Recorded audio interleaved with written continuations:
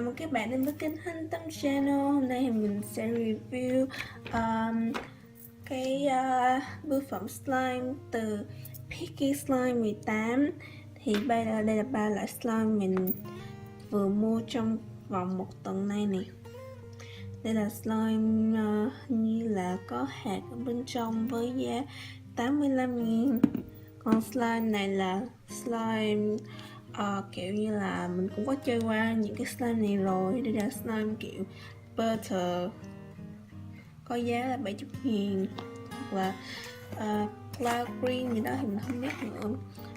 Ok, còn slime này là slime có foam ở bên trên đây, rất là thơm.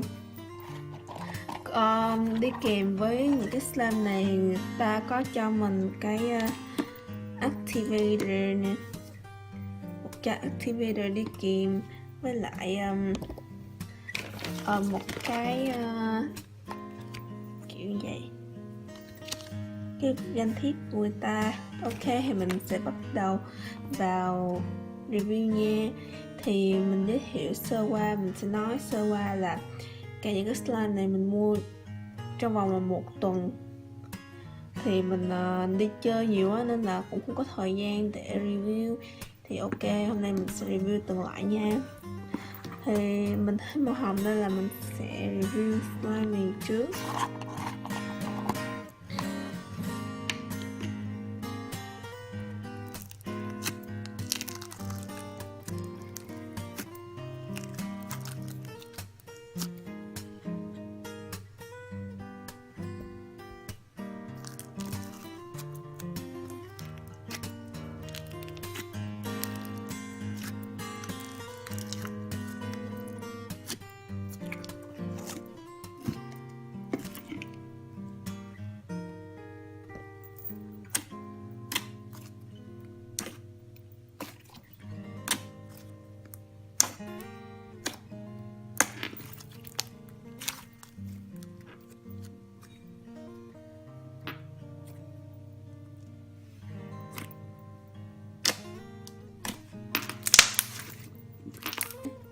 Đó, nãy giờ các bạn nghe mình chơi thì slime này là một chất slime rất là bóng, các bạn thấy nè, nó khá là bóng với glossy, bóng và khá là chơi cũng ổn.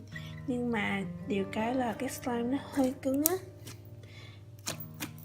mình để 1 tuần rồi nhưng mà nó vẫn chưa có hết cứng, nó cứ hơi cứng, hơi dai một chút mà không sao, vẫn chơi được các bạn. Đây mình làm cái hình hoa cũng rất là đẹp. Cái mùi của nó thơm mùi sữa dâu, cực kỳ thơm. Thôi các bạn nghe tiếng kìa, bóc bong bóng cực đã luôn.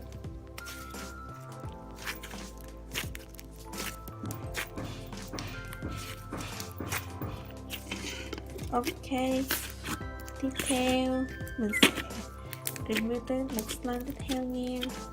Tiếp theo mình sẽ chọn là slime này nha. Ok, slime này là slime đây, nó hơi chảy một chút. Nó có mùi bạc hà khá là mát, nhưng mà mình thì mình không thích lắm, mình cũng không thích cái mùi này nữa.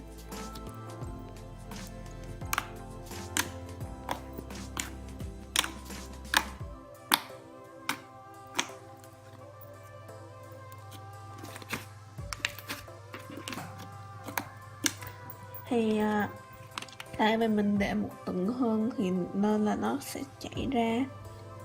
Đó là điều hiển nhiên, thì mình chỉ cần cho một chút activator và mình nhồi lên để nó cứng hơn.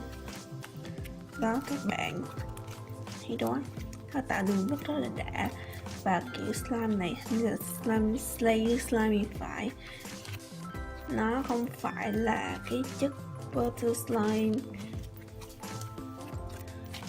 nó kiểu quay rất là mịn, rất là mềm. Và khi mà các bạn click như vậy nè, nghe tiếng rất là clicky. Mình spread thử coi nha. Mình sẽ swirl thử cho các bạn coi. Thì mình swirl thì cũng có được đẹp lắm nên mong các bạn thông cảm. Thì có vậy được thôi, nó hơi dính chút. Yeah, đã đó. Hơi dính. Mình cho activator nhưng mà nó vẫn dính chứ không phải là nó kiểu hoàn hảo á. Mình sẽ cho activator việc nhồi tiếp, nhồi cho tới khi nào nó cứng lại.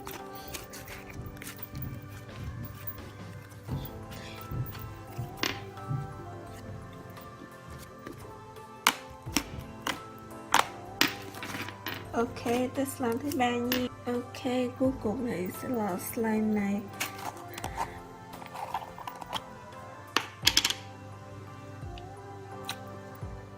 Vì nó khá là cứng. Cái mùi nó kiểu mùi hồ, cứng cực kỳ, nó vừa rớt hạt ra nữa các bạn. Sau một tuần tì người ta nói là mình nên để dưới ánh sáng mặt trời 2 ngày hay 3 ngày đó, nhưng mà không hiểu sao vẫn cứng. Ok, thì slime này mình sẽ để tiếp trong ánh sáng mặt trời.